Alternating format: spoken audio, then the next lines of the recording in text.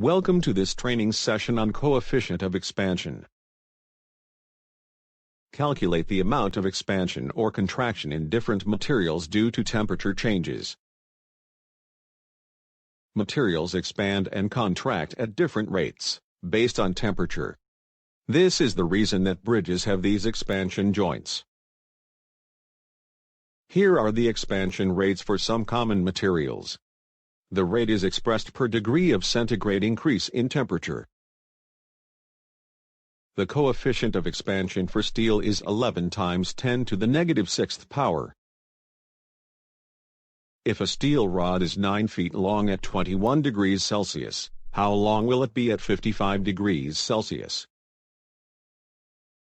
And here's the math.